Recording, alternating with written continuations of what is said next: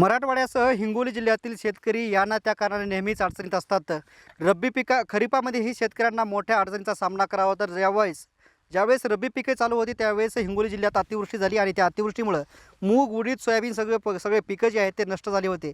त्यातून शेतकरी बाहेर नाही पडले. त्यातच आता पुन्हा एकदा हिंगोली जिल्ह्यामध्ये वादळी वाऱ्यासह ढगाळ वातावरण आहे आणि त्या वातावरणामुळे जे आहेत ते रब्बी हंगामातील पिकंही शेतकऱ्यांच्या हातची गेलेली आहेत.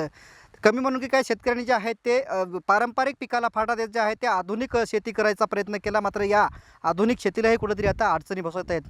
अशाच मी एका वसमत तालुक्यातील खापरखेडा शिवारामध्ये आहे. या शिवारामध्ये शेतकऱ्यांनी जे आहेत ते रमजान महिना लक्षात घेऊन खरबुजाची लागवड केली. मात्र सतत ढगाळ वातावरण आणि दूषित वातावरणामुळे जे आहेत ते या ठिकाणी खरबुजाची पिकेही धोक्यात आहेत.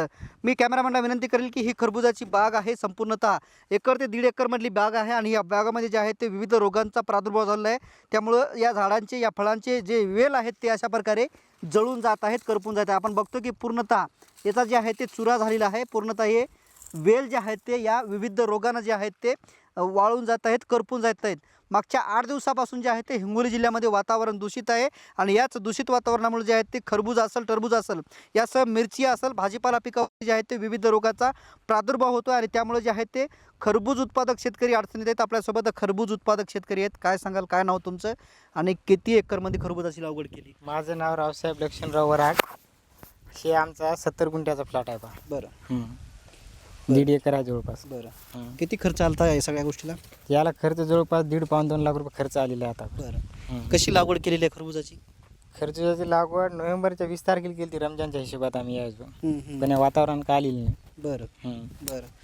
काय उत्पन्न किती अपेक्षित होतं, काय सगळं? उत्पन्न जवळपास 25-30 टन माल व्हा पाहिजे होता याच्यात. बरं. पण आता होत नाही तेवढा. का हे बदलतं वातावरण? हो. बरं. 25-30 जण मग साधारणतः किती लाखाचा माल होता तसला? साधारणतः भावावर डिपेंड तरी 5-6 लाखाचा होत होता. बरं. आपण बघतो की शेतकऱ्यांना अपेक्षा होती की यात 70 गुंठ्यामधून जे आहे ते 5 ते 6 लाख रुपये उत्पन्न मिळणं अपेक्षित होतं. मात्र कुठंतरी ढगाळ वातावरण, सततचा अवकाळी पाऊस यामुळे जे आहे ते खरबूज उत्पादक शेतकरी आता अडचणीत. त्याला अजून काही शेतकरी आहेत आपल्यासोबत. काय सांगाल, कधी लागवड केली होती आणि आता काय मागणी असणार आहे सरकारकडे? नोव्हेंबर महिन्यामध्ये लागवड केली होती सर खरबुजाची. उत्पादन अपेक्षित होतं, पण या वातावरणामुळे याच्यामुळं काही उत्पादन यावर्षी निघत नाही. तसा अंदाजही नाही उत्पादन निघण्याचा. आता काय नाही, सरकारनं थोडंसं बघावं शेतकऱ्याकडे कधीतरी आता, कारण नेस्तनाबूत होण्याच्या मार्गावर आहेत शेतकरी. जवळपास 4 ते 5 लाख रुपये कर्ज काढून या ठिकाणी प्लॉट तयार केला होता आणि आतापर्यंत ते कर्ज अजून आमचा आज फिटेल, उद्या फिटेल, पण अशी अपेक्षा दिसून झाली. निसर्ग काय आम्हाला कर्ज फिरणे इतकी बळ आम्हाला त्या निसर्गाकडून भेटत नाही आता. त्यामुळे सरकार मायबापानं काहीतरी थोडंसं करावं आणि कर्जमाफीचा निर्णय काय जे असेल ते लवकरात लवकर घ्यावं अशी विनंती सरकारकडे करेल मी. मात्र यावेळेस आपण बघितलं तर पावसाळ्यामध्ये अतिवृष्टी झाली होती. त्यानंतर सरकारने 2 वेळेस घोषणा केली. त्या घोषणेच्या शेतकऱ्यांना पैसे मिळाले का? हेक्टरी 17,000 रुपयाची घोषणा केली होती करोडोसाठी. काय 4-5 कोणाला 10-4-5 हजार रुपयाच्या वरी कोणाला काय मिळालं साहेब?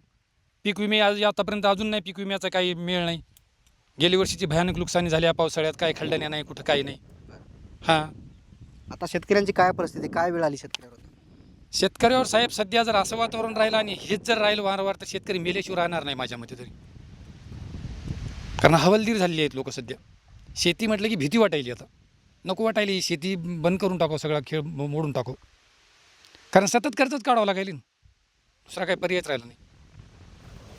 आपण बघतो की निसर्गाच्या लहरीपणामुळे जे आहे ते शेतकरी वारंवार ह्या नाही त्या कारणांना अडचणीत आहेत आणि शेतकरी जे आहेत ते आता मोठ्या कुडीस आलेले आहेत. तर खरं तर शेतकऱ्यांना जे आहेत ते आता सरकारने जे आहे ते शेतकऱ्यांचं सरसकट कर्ज माफ करावं अशी मागणी शेतकऱ्यांनी केलेली आहे.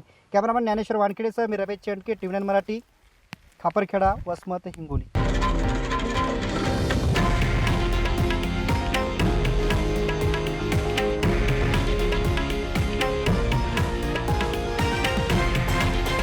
हे आहे देशातील नंबर 1 न्यूज नेटवर्क आणि आपण पाहत आहात TV9 मराठी, एकमेव.